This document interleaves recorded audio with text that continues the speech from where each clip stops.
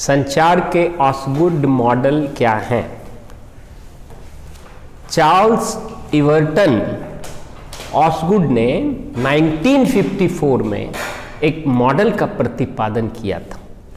संचार के एक मॉडल का उन्होंने प्रस्तुति की थी और वह मॉडल वो इस प्रकार से उसका सार है कि एक इनकोडर, फिर ये मैसेज को भेजता है,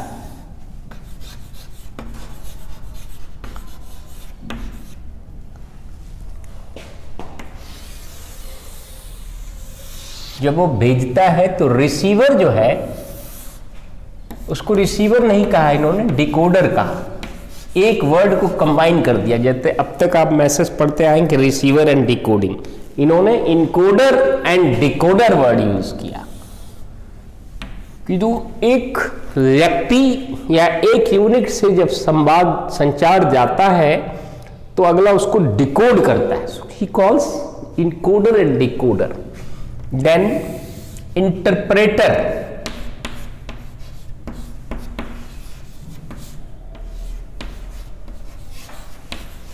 डिकोडर उसको इंटरप्रेट करता है और फिर डिकोडर ही इनकोडर बन जाता है और फिर वो मैसेज देता है। तो यहां यह डिकोडर बन गया। फिर इसको इंटरप्रेटर बन गया या इंटरप्रेटेशन कहते हैं, इंटरप्रेटर। ये ऑसगुड का मॉडल है।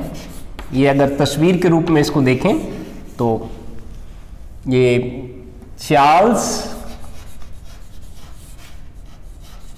इवर्टन ऑसगुड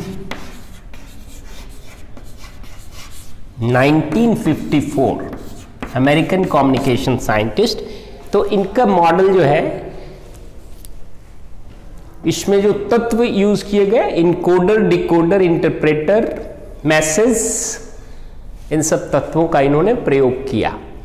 और इसमें जो सबसे बड़ी कैरेक्टरिस्टिक्स है वो ये है कि here the message receiver becomes the message sender. The message receiver becomes the message sender. At one point a person is source, at the other point he or she becomes receiver, and this follows on and on and on. So this is a continuous process.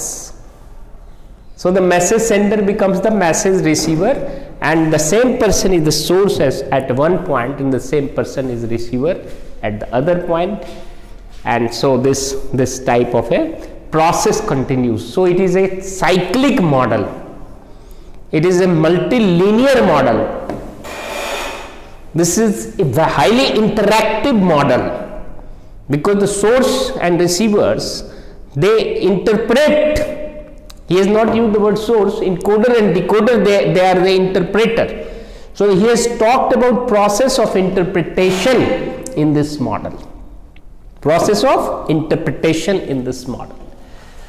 So if we talk of merits and demerits of this model, then what are the merits? First, it is the elements, various elements of communications are derived, like encoder, message, decoder, interpreter, and so on. So these are the elements he emphasized on.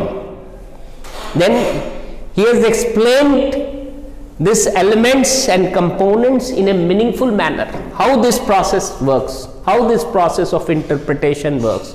So he has described these elements in a very meaningful, sequential and process based manner. Then third, it is a circular model, because you see it's a cycle. Circle doesn't mean that the radius will be equal. Okay, circle in social science means two-way.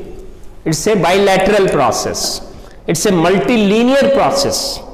Bilateral की जब एक ही बार होगा तो bilateral कहेंगे, है ना, A से B, B से A, लेकिन बार बार जब वो चल रहा है तो इसको हम, ये इस तरह से चलता है बार बार।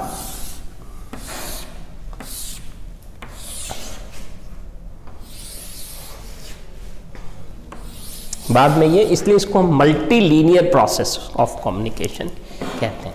It's interactive, it's dynamic model because movement is there to a great extent. It talks about process of interpretation and the feedback is the central feature of this model। यहाँ फीडबैक को बहुत विशेष महत्व दिया गया।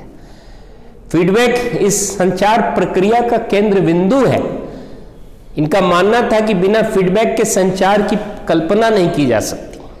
फीडबैक संचार के सर्वाधिक प्रमुख तत्व हैं, इसलिए फीडबैक, हालांकि स्पष्ट फीडबैक टर्म का नहीं, दूसरे रूप में feedback. So continuous process. The demerits of this model is that it does not talk about noise. There are so many kinds of noise, you know, physical noise, mechanical noise, technical noise, channel noise, semantic noise, linguistic noise, cultural noise. But Osgood didn't talk about noise. There was no discussion in a clear or direct manner. Indirectly, there may be some hint if you read his whole book, but there is no talk about noise. Second demerit is this model does not talk about complex process of communication. The communication is a very complex process. It's not easy to understand a person. It is not easy to understand oneself. व्यक्ति अपने आप को नहीं समझ पाता, अपने आप से संवाद करता करता वो समझ नहीं पाता कि हम हमारी क्या प्रतिभा है, हमारी क्या योग्यता है, हमें किस लिए भेजा गया इस पृथ्वी पर, मैं क्या कर सकता हूँ। जब उसका खुद से संचार नहीं हो पाता तो दूसरे से क्या करेगा, दूसरे को क्या समझेगा। संचार प्रक्रिया में अंततोगतो हम एक दूसरे को समझते ही तो हैं, चाहे वो व्यापार हो, चाहे वो शिक्षक छात्र का संबंध हो, चाहे वो कलीग का हो, किसी का हो, तो हम एक दूसरे को समझते हैं। और communication is not as simple as the previous model propounder has talked about. It's a very complex process and he doesn't talk about complexity. Then another demerit is that it talks about very basic elements of communication like encoder, interpreter, decoder, message. He has not talked about many other elements. Even channel has not been very clearly described. Channel, the word channel is a very primary primary element which has not been discussed. Then other than this source, encoding, message, channel, decoding, feedback, these are the basic elements. There are many other elements, secondary elements, derived elements like purpose, like circumstance, like occasion, like perception.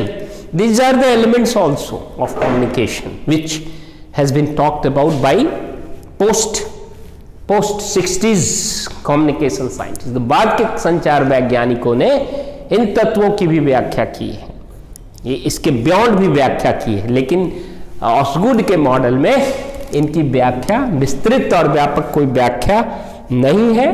तो ये मैंने आपको बहुत संक्षेप में ऑसगुड model के क्या है, इसकी कैसी तस्वीर, कैसा इसका मॉडल का डिपिक्शन है और इससे क्या क्या एलिमेंट निकलता है, इसकी क्या बेसिक कैरेक्टरिस्टिक्स है, इसके क्या क्या गुण हैं, इसके क्या क्या अवगुण हैं, वो संक्षेप में आपको बताने का प्रयास किया।